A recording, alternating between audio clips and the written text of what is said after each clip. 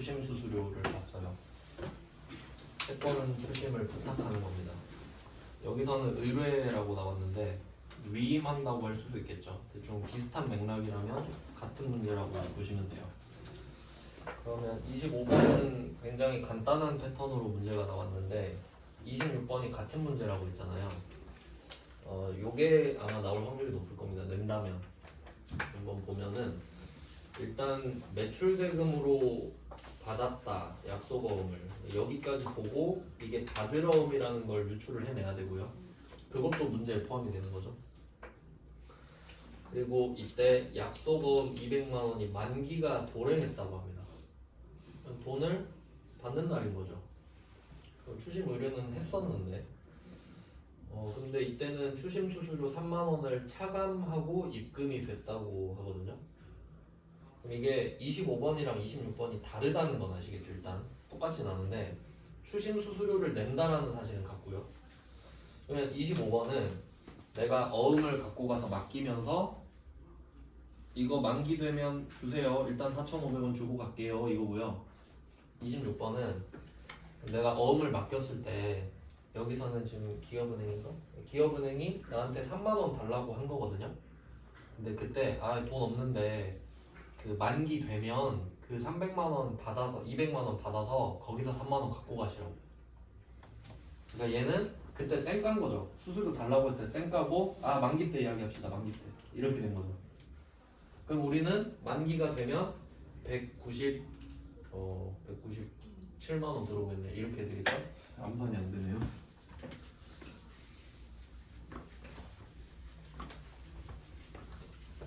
네, 그러면 한번 볼게요. 그러면 실제 상황이 어떻게 돼 있을 거냐면 통장에 197만 원이 입금되겠죠. 197만 원 그 은행 전화해요. 기업은행 가서 야 200만 원짜리인데 왜 197만 원 줬어? 네가 그때 수수료 안 줬잖아. 이때 갖고 가라며. 3만 원 수수료구나. 이렇게 된 거죠.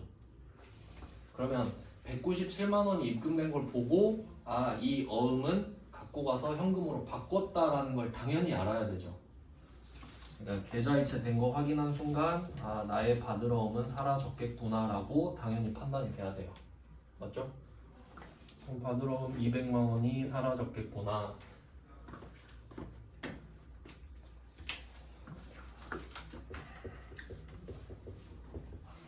자산의 감소. 이 어음의 주인은 일신기업이었습니다. 맞죠? 일신기업한테 팔고 어음을 받은 상태인데 요걸 기업은행한테 맡겨서 네가 대신 일신기업한테 가서 받아와라. 받아온 거니까 이게 없어졌겠구나 라고 생각하는 게 당연하죠. 일신기업 거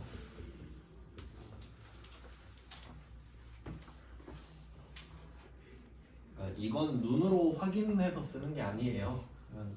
정황상 그렇겠군 이런 거지. 그리고 뭐 은행이 전화도 해주겠지만 그럼 3만 원이 비잖아요. 그건 800번 수수료 비용이겠죠.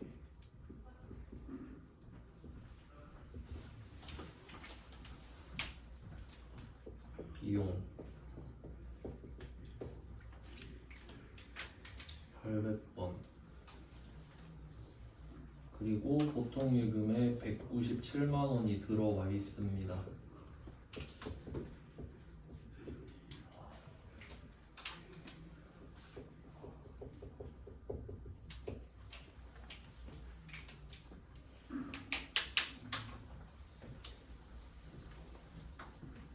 이게 답이죠. 그럼 여러분이 출제자라고 해봐요. 추심 수수료 한 문제 낼 수 있어요? 25번 낼 거예요? 26번 낼 거예요? 26번을 내겠죠? 그러니까 26번이 대표 문제가 되는 거고 상황 설명 때문에 25번을 넣은 거예요. 저는 그냥 여러분이 회계를 잘했으면 좋겠어요. 문제를 잘 푸는 게 아니라 그냥 상황 설명 때문에 넣습니다. 나올 확률은 좀 낮아요. 그 다음에 27번 문제는 할인 광주은행 나왔네요. 광주은행은 그 전북은행한테 먹혔죠. 그 광주은행 원래 빨간 마크였잖아요. 옛날 분들은 아실 텐데 지금 파란색이죠. 그 전북은행 마크예요. 전북은행이 먹었잖아요. 지역은행이 시중은행을 먹었어요. 뭐 그래서 그렇게 됐는데요. 광주은행한테 할인했대요. 할인은 기본적으로 돈을 다 못 받는다는 소리죠. 그리고 지금 컨셉 자체가 내가 약속어음을 들고 있잖아요. 그럼 내가 들고 있는 물건을 할인했다라고 하면 물건을 샀다고 생각하면 안 되죠. 팔았다고 생각해야 맞죠? 그리고 매각 거래로 처리한다 이렇게 말이 나오는데 일단 어음은 원래 알아야 될 게 엄청 많아요.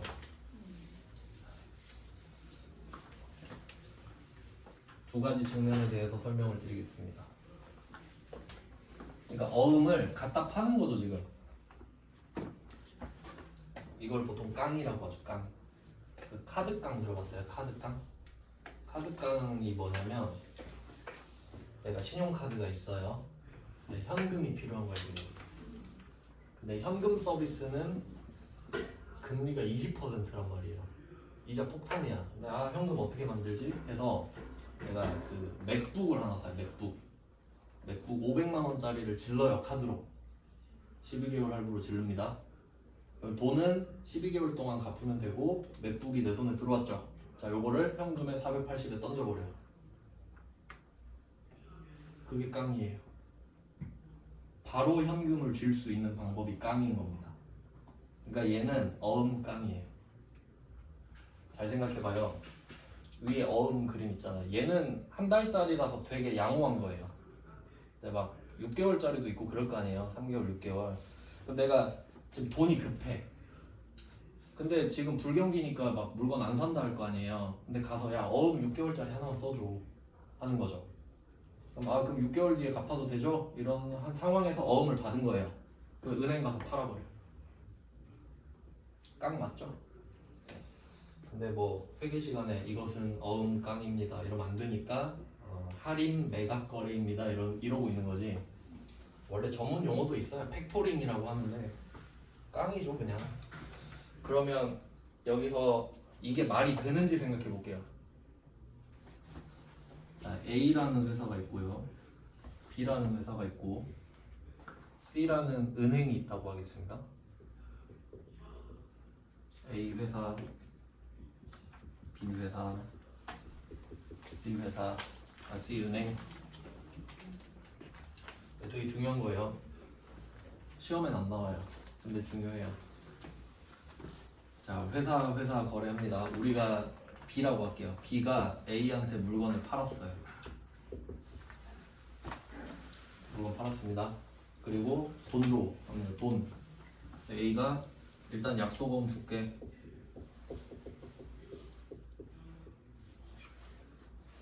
여기까지 안 어렵죠?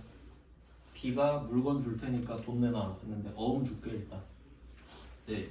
B는 급전이 필요해. 나 지금 돈이 개 급해요. 엄청 급해. 그래서 이거 어쩌지? 이 약속어음 주인 A죠. A죠 A.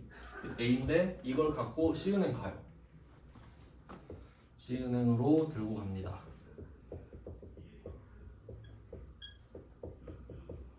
이렇게 된 겁니다. 자, 그럼 여기서 문제. 여러분이 C은행이에요. 그러면 여기는 두 가지 측면이 있습니다. 첫 번째, 이 어음을 살 거냐 말 거냐.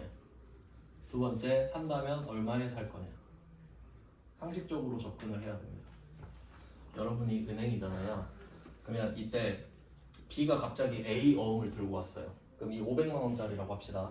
여기는 500만 원이네 똑같이. 500만 원짜리 어음을 갖고 온 거예요. 은행 가서 이거 팝니다 하니까 그 은행 입장에서는 살 수도 있고 안 살 수도 있잖아요. 그럼 이걸 이의를 제기합니다. 그럼 내가 이거를 사면 A한테 가서 돈을 받을 수 있다는 증거가 되긴 하는데 그때 돈 찾으러 갔는데 부도 나면 어떡할래? 부도라는 말 들어보셨어요? 그러니까 어음이랑 수표는 아직 안 배웠는데 어음이나 수표는 돈이 아닙니다. 맞죠? 돈으로 교환할 수 있는 권리인 거지. 로또 복권도 똑같습니다. 근데 로또는 못 받을 확률이 있나요? 절대 없지. 근데 어음이랑 수표는 발행한 사람의 신용에 따라 못 받을 수도 있는 거죠. 그러니까 내가 은행 신한은행 영등포지점 가서 자, 어음 줄 테니까 돈 주세요 하면 그 은행원은 이 발행인의 계좌를 봅니다. 500만 원 드리면 되죠 했는데 잔고가 없는데요? 그럼 혹시 은행원이 지금 억하심정으로 안 주는 거 아니죠? 은행원은 확인하고 이 회사 지금 돈이 없네요. 확인만 해주면 이게 부도예요. 그럴 수 있지. 그럼 이걸 물어본다고요. C은행이 B한테 가서 야 이거 A한테 갔는데 부도 났으면 네가 이 돈 갚아. 여러분이 C은행이면 안 그럴 것 같아요? 당연히 그래야지. 내가 바보예요? 500 주고 샀는데 갔는데 부도 났어요. 그럼 아이 슬퍼 이럴 거예요?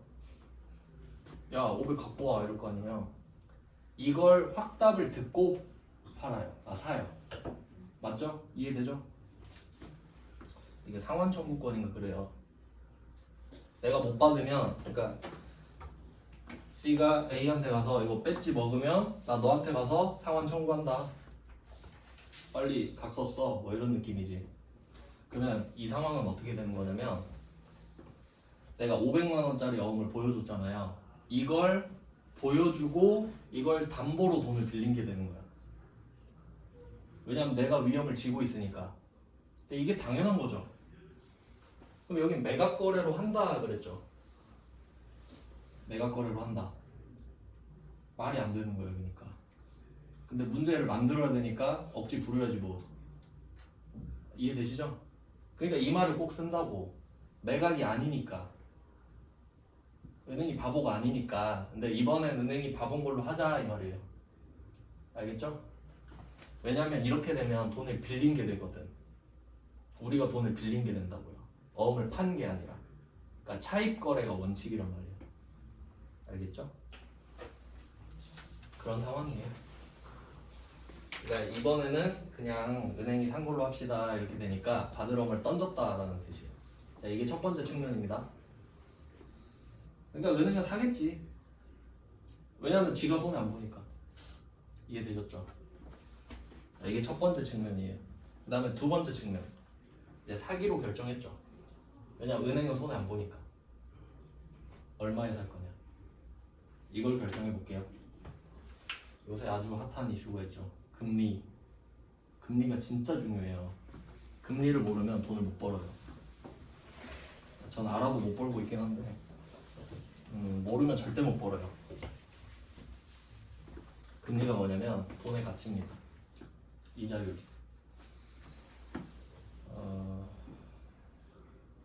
뭐부터 해야 되지? 금리가 원래 진짜 재밌거든요.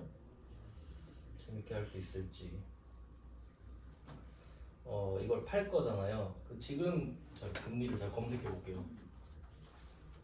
기준금리란 말 들어보셨죠? 요새 엄청 많이 올라가고 있는데 미국은 막 자이언트 스텝 한다고 난리잖아요. 원래 금리를 한 번에 0.25를 올려요. 근데 자이언트 스텝은 0.75 올리는 거예요. 3배로 올려버린 거예요. 그걸 계속 하고 있죠.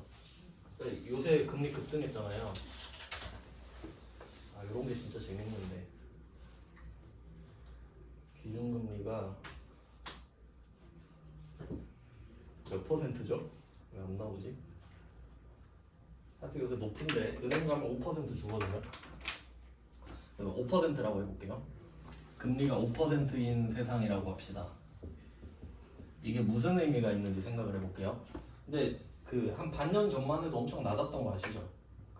서양 유럽에서는 제로금리라고 있었어요. 제로금리 들어봤어요?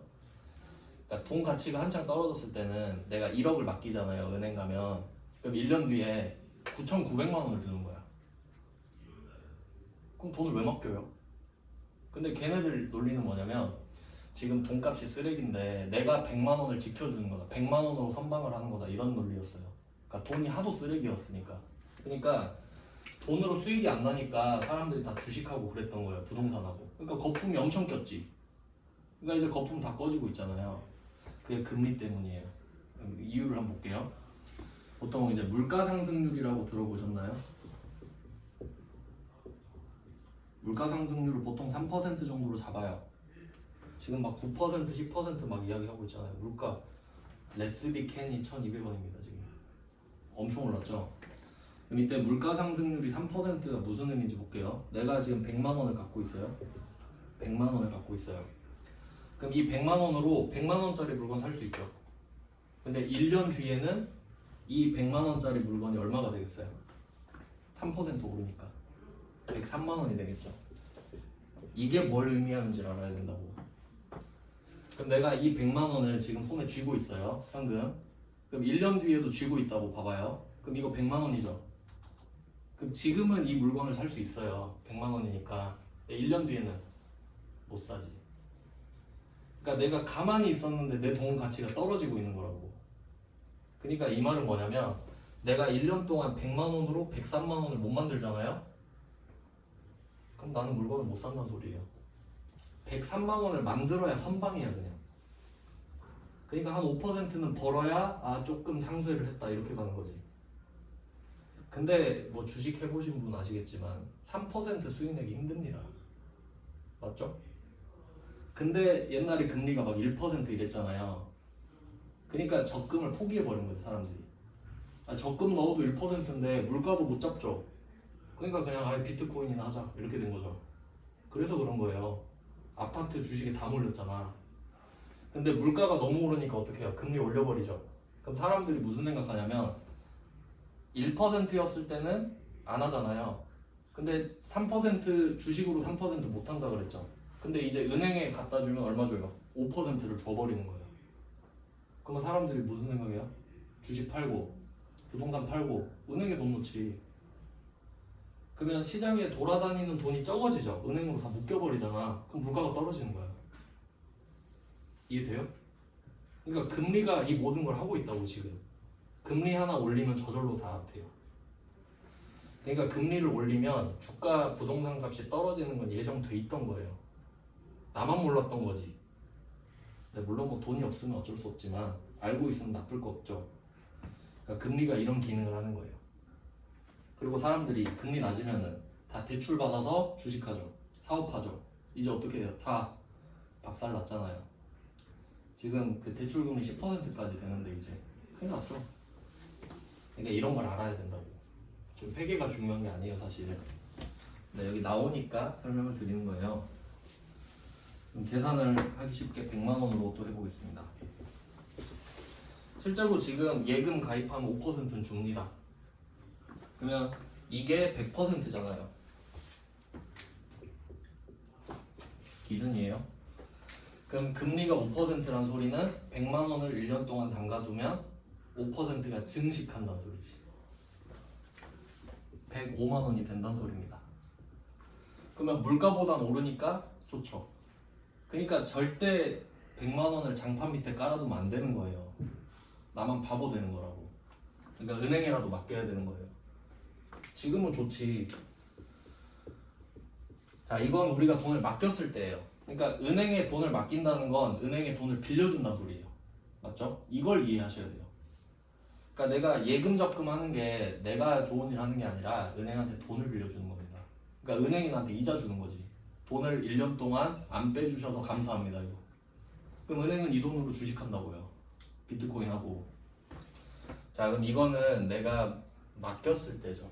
자, 이번에는 관점을 바꿔볼게요. 내가 오늘 100만 원짜리 물건을 팔았습니다. 그럼 오늘 100만 원을 받으면 참 좋겠죠? 근데 얘가 어음을 주는 거예요. 근데 무려 1년 뒤에 어음을 줘버리네? 그러면 혹시 얘가 어음 금액을 105만 원으로 써서 줄까요? 그러니까 이게 그 가치라는 게 있는데 현금에 금액 써 있는 거 아시죠? 5만 원, 만 원. 그거를 액면 금액이라고 하잖아요. 그걸 명목 가치라 그래요. 형식적인 가치인 거야. 그러니까 그 5만 원이 평생 5만 원이겠습니까? 그러니까 아까 말씀드린 대로 5만 원이 1년 전에 5만 원은 별로 가치가 높지 않았어요. 왜냐면 5만 원은 이자가 1%밖에 안 붙을 거니까. 근데 지금 5만 원은 어때요? 5% 붙을 건데 5배 가치가 뛰었지. 그러니까 5만 원이라는 금액은 안 바뀌었죠. 그게 형식적인 명목 가치라는 거예요. 근데 옛날보다 지금 가치가 5배 뛰었잖아요. 그게 실질 가치고. 이해돼요? 대충 그 정도는 알아야 되는데, 근데 그 뭐 경상대 안 나온 사람이, 그 경영 경제 안 나온 사람이 그걸 어떻게 알아? 5만 원 보면서 얘는 실질 가치가 얼마일까 이런 생각 안 하죠. 그럼 5만 원은 5만 원이지 이 생각하죠. 그러니까 얘도 그 말을 해요. 내가 오늘 100만 원짜리 물건을 받았는데 돈이 없으니까 1년 뒤에 주겠다. 1년 뒤에 100만 원 줄게. 이러겠지. 맞죠? 근데 우리는 지금 이제 배웠잖아요, 금리를. 그럼 우린 이 생각을 해야 돼. 내가 지금 100만 원짜리를 팔았는데 1년 뒤에 100만 원을 준다고? 이 새끼 미쳤네. 일단 이 생각이 들어야 돼요. 왜냐면 이게 105%가 되는 거거든. 맞아요? 시간은 가요. 그럼 이렇게 되는 거지. 내가 오늘 100만 원짜리 물건을 팔고 현금 100만 원을 받잖아요. 그럼 이 100만 원을 바로 은행 가서 예금에 맡겨. 그럼 이 돈은 1년 뒤에 105만 원이 됩니다. 맞죠? 근데 오늘 100만 원짜리 물건을 줬는데 1년 뒤에 100만 원을 주겠대. 이거 미친놈 맞지. 난 이제 이걸 아니까. 근데 저 사람은 순수하죠. 100만 원이니까 100만 원 줄게요 이거잖아요. 감안해야지 뭐. 그럼 이렇게 된 거죠. 그러면 1년 뒤에 100만 원은 확정이 된 거죠. 그리고 이게 105%인 것도 확정이 됐죠. 지금 금리가 5%니까. 그러면 우리는 이게 궁금해요. 이게 오늘로 땡기면 얼마일까? 이게 나와야 될 거 아니에요. 이걸 현재 가치로 할인한다고 해요. 그러니까 돈은 오늘이 제일 비싸요. 맞죠? 가능성이 있으니까. 그럼 이때 제가 한번 계산을 해드릴게요. 저게 105%잖아요. 계산하는 방법이 100만 원이 105%죠. 그럼 100만 원을 105로 쪼개요. 그럼 조각이 105개가 되죠. 이 상태에서 100개만 모아야지. 95만 2,380원이에요. 95만 2,380원이라고 할게요. 우린 이 돈을 받는 겁니다. 지금 생각했을 때 1년 뒤에 지금 105%잖아요. 이게 100%인 거예요, 지금. 이해돼요? 그러니까 금리는 양날의 검이지. 돈의 가치라 그랬죠. 그럼 내가 돈을 평생 빌려주기만 하나? 빌릴 때도 있죠. 그러면 위에 부분은 내가 돈을 빌려주는 거라고 봐야 되고, 그럼 개꿀이지. 금리가 높을수록. 근데 얘는 역으로 가죠. 이걸 이해를 못해요, 보통. 내가 돈을 빌리면 손해를 보잖아, 당연히. 이해돼요? 그러니까 금리가 높을 때 돈 빌리면 안 되죠. 근데 사람들이 돈을 빌려놓고 금리가 높아져 버렸잖아요. 다 박살났죠, 지금. 다 파산하고. 그러니까 경매로 물건 엄청 나올 거예요. 지금 깡통 됐어요. 다 주택이, 그러니까 예를 들어 주택이 2억이면 전세로 1억 5천 정도 하잖아요. 근데 1억 5천에 들어간 사람들이 가격이 1억 2천 돼버린 거야. 그러니까 집주인이 보증금을 못 주죠. 금리 때문에 그래요. 그러니까 되게 중요한 거라고, 금리가. 그래서 그 미국이 금리를 올리기 시작했잖아요. 여기까지만 하고 진도 나갈게요. 이거 되게 재밌는데. 저만 재밌죠? 미국 금리가 오르잖아요. 그럼 왜 한국 금리가 따라 올라가야 되나, 이걸 생각해 볼게요. 그러니까 미국이 자이언트 스텝 하잖아요. 근데 한국이 이거 뭔데 왜 따라가, 이렇게 되는 거잖아요. 왜냐면 미국 금리가 오르잖아요. 그럼 여러분이 100만 원 있어요. 그럼 삼성전자 주식을 갖고 있다고 할게요. 빨리 팔고 미국으로 가야지. 미국 금리가 높은데? 그럼 빨리 달러로 바꿔서 미국 상품을 사야 될 거 아니에요. 미국 금리가 높으니까요. 맞아요? 상식적이죠. 그러면 원화 똥값 돼. 다 원화 던지고 달러 달라 그러니까. 그러니까 이게 수요와 공급의 법칙 아시죠? 양이 정해져 있는데 사람들이 많이 사고 싶으면 가격 오르죠. 달러가 그렇게 됐다고. 금리가 올랐으니까. 달러가 있어야 미국 가서 투자할 거 아니에요. 그러니까 원화를 팔고 달러를 산다고. 그러니까 원화는 가격이 내려가고 달러가 올라버리지. 그래서 환율 개박살 났었죠. 1,400원대까지. 그게 박살난 거예요, 그게. 근데 지금 좀 안정화됐지만. 그러니까 우리가 울며 겨자 먹기로 따라가야 돼요. 알겠죠? 그러니까 금리가 환율이랑 뭐 화폐량이랑 다 정하는 거예요. 그렇습니다. 그래서 결론은 27번 문제를 보자. 자, 그럼 27번 문제. 약소금 500만 원짜리예요. 그러니까 만기가 언젠지 모르는데 그냥 대충 만기 어떻게 해야 될까? 이거 한 2달 후라고 해볼까요? 2달 후라고 해야 대충 1% 될 것 같은데 이렇게 할게요. 지금 금리가 6%라고 가정합시다.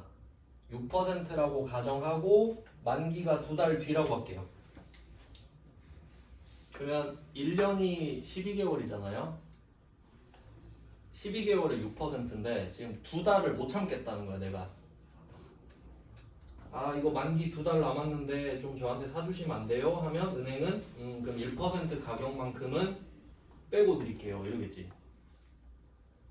왜냐면 이게 그 시간이 돈이라 그러잖아요. 내가 만약에 500만 원을 다 받고 싶으면 2달을 기다리면 됩니다. 근데 지금 못 기다리겠다는 거 아니에요? 못 기다리겠으니까 그럼 넌 1%를 못 받아야지 이렇게 된다고. 시간이 돈이니까. 그게 금리 때문에 그런 거예요. 그러니까 제로 금리면 시간이 돈이란 말은 좀 무색해지는 거죠. 근데 지금은 아주 좀 적절한 상황이 됐네요. 그러면 대충 1% 해서 5만 원을 빼고 주겠다 이런 말이 나오겠지. 그러니까 다시 정확히 해보면 금리가 6%인데 네가 2개월을 못 참는 거 아니냐, 벌금을 내라 이거지. 그러니까 만약에 이런 경우가 있을 수 있어요. 이 사람이 1년짜리 어음을 받았을 수도 있어요. 1년짜리 어음을 받았을 수도 있죠. 근데 10개월은 참은 거야. 10개월은 지가 버텼죠. 그럼 내가 10개월을 인내를 했으니까 10개월에 대한 핸디캡은 없어야 될 거 아니에요. 내가 버텼으니까. 근데 2달은 끝내 못 버티겠는 거야. 그래서 가서 일 있고 하죠. 아 2달은 못 버티겠습니다. 그냥 벌금 먹을게요. 벌금이 얼마입니까? 하니까 1년에 6%인데 네가 지금 12분의 1을 못 참았으니까 1% 벌금을 주겠다. 이렇게 되는 거지. 그럼 5만 원 빼고 줄게요. 이렇게 되는 겁니다.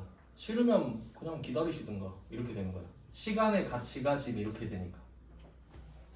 이해됐죠? 그러니까 원래 엄청 깊은 의미가 있는데 그냥 좀 대충 후려치는 겁니다. 그냥 아쉬워서 좀 알려드린 거예요. 이게 훨씬 더 중요하니까. 답을 적어보겠습니다. 대변에 받으러 500만 원짜리.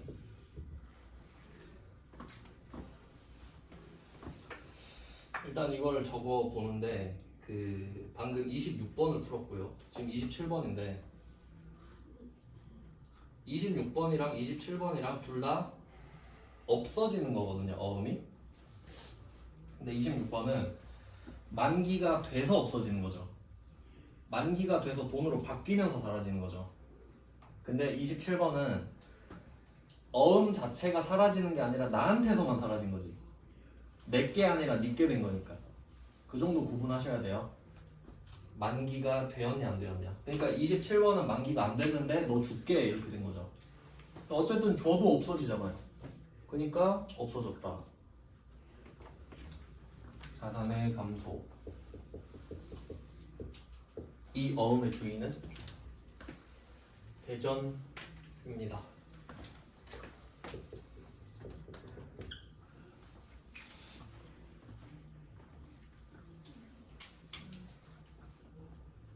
그러면 그 대전이 놀라지 않을까요? 대전이 나한테 어음을 줬잖아요. 갑자기 기업은행이 야 돈 내놔 하면 뭐야 너 훔쳤어? 이럴 거 아니에요. 사실 상관없죠. 어음은 한 장밖에 없을 거고 누가 오든 주기만 하면 되니까 뭐 상관없습니다. 자 이렇게 해서 그러면 500만 원짜리를 던졌으니까 원래는 500을 받아야 정상이지만 우린 이제 금리의 개념을 알아버렸으니 절대 500을 못 받겠죠. 그러면 495만 원을 받는데 5만 원은 못 받는 거잖아요. 비용입니다. 이름이 좀 길어요. 매출채권 처분손실입니다. 매출채권 처분손실 5만 원 비용입니다.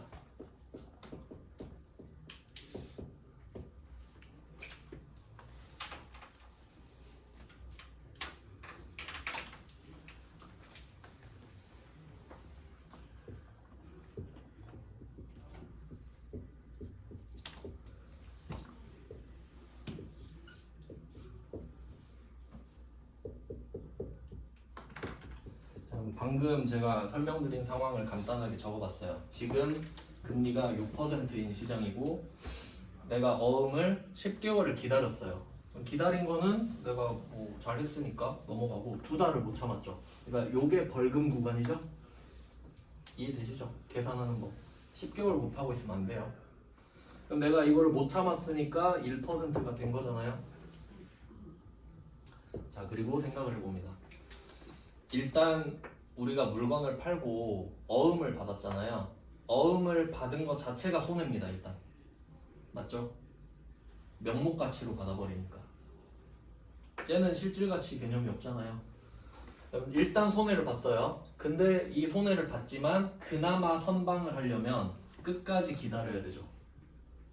내가 만기까지 참으면 그래도 500은 건지잖아요. 근데 2달 못 참아서 495만 원 받고 있죠.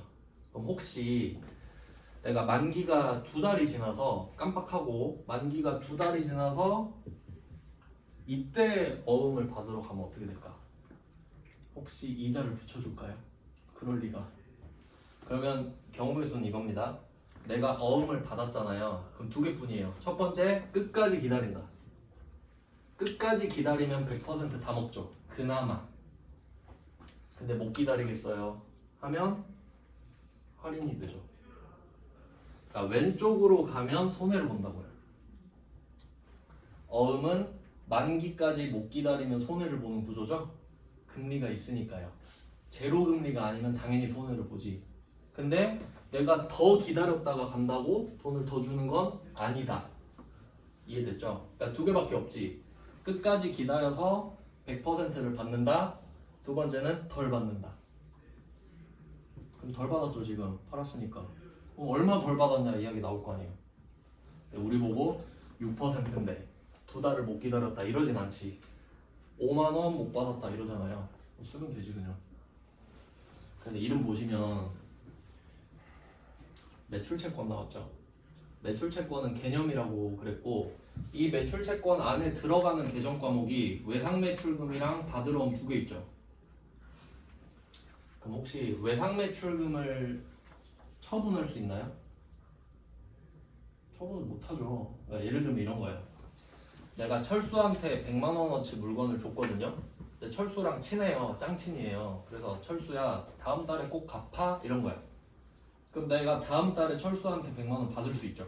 자, 그리고 이제 은행에 가요. 저 은행장님, 저 철수한테 다음 달에 100만 원 받을 거 있는데 급해서 이거 90에 팔게요. 사요? 빨리 나가시라고 하겠지. 그럼 매출채권을 처분했다는 건 뭘 처분한 거예요?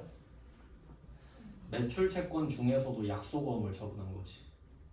처분할 수 있는 게 약속어음밖에 없으니까. 맞죠? 그럼 처분을 했으면 당연히 손실 나오죠.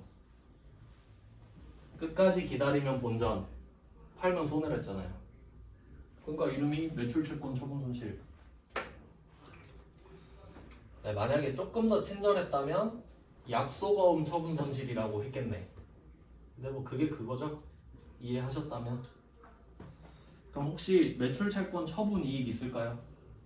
절대 없지. 없다 그랬잖아요. 그러니까 이걸 이해하는 거지 뭐 외울 수는 있는데 외우면 의미가 잘 없죠. 뭐 하는지도 모르고 그냥 답만 적고 있는 거니까. 그런 사람을 쓰고 싶겠어요 누가? 자, 요렇게. 그러니까 좀 나름 중요한 파트라서 자세히 설명드렸어요. 그러니까 저는 솔직히 수업 내용보다는 그 금리나 환율 막 이런 걸 좀 더 중요하게 생각해요. 자격증 없으면 없대요. 그래서 영상 다 찍어놓고 막 이런 거 하는 거예요. 네, 뭐 그런 내용이고요. 그래서 얘는 매각 거래니까 판 것처럼 됩니다. 그러니까 원래는 여기에 그 차입금이 들어가요. 돈을 빌렸다. 빌려서 돈이 들어가. 답을 다 안 적었네. 자, 보통 예금 495만 원 들어오겠죠?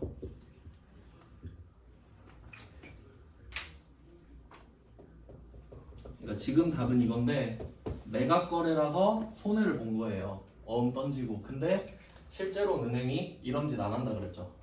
제가 그걸 왜 사요? 495만 원 빌려드릴게요. 이렇게 되죠. 참고만 하세요. 문제 내진 않을 것 같은데 여기 매각 거래라고 써 있잖아요. 만약에 이게 차입 거래잖아요. 원래는 차입 거래죠. 그러면 차입금으로 바뀌어요. 나 5천 빌렸어. 그리고 이게 기업은행이 되겠지. 기업은행인가? 광주은행. 차입금 광주은행이 돼요. 나 광주은행한테 500 갚아야 돼 이게 되니까. 그러니까 어음은 안 줬고 어음 보여주고 돈을 빌린 거니까. 근데 광주은행이 495만 원밖에 안 줘. 5만 원은요. 선이자요 이러죠. 선이자. 보통 대부업체 가면은 가보진 않았는데 명동 김노인한테 가서 저 100만 원만 빌려주세요 해요. 100만 원? 그럼 80 딱 줘요. 100으로 갚어. 20은요 선이자. 이런 거지. 그럼 이 5만 원은 이자 비용이 되는 거죠. 빌린 거니까. 이해되셨죠? 시험에 나오진 않겠는데 저는 이게 마음에 안 들어요. 그러니까 시험을 쉽게 내려고 막 문제를 이상하게 만드는 게 저는 싫어서 원래 상황을 일단 설명을 드립니다. 왜냐면 회계 1급만 따면 좀 바보 되거든요. 지식이 없으니까. 자, 뭐 이거 했어요. 그러면 추심 수수료 하나 했고, 추심 위임, 추심 뭐 의뢰. 두 번째는 어음 할인이죠, 할인. 할인 매각 거래. 그 다음에 제일 중요한 거네. 28번은 배서양도 표시할게요. 배서양도.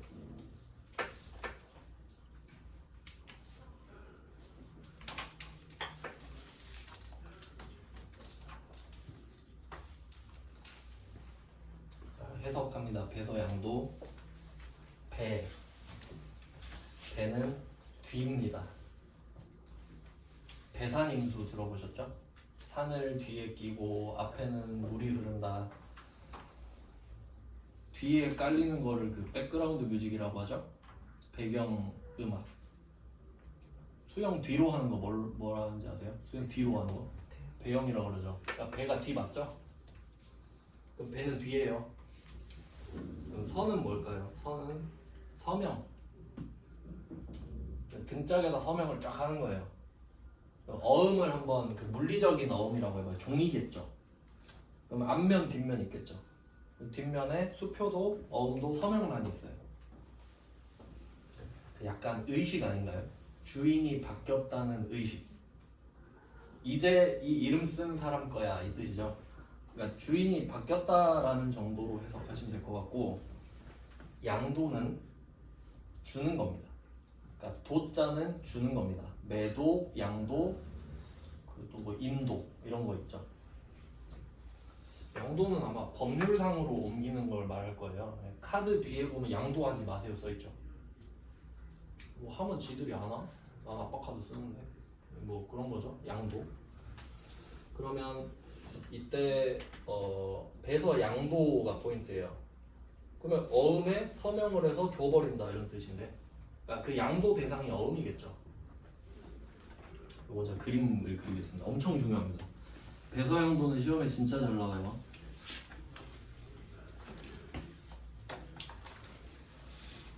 배서 양도는 진짜 숨 쉬듯이 나올 겁니다. 그림을 그려드릴게요.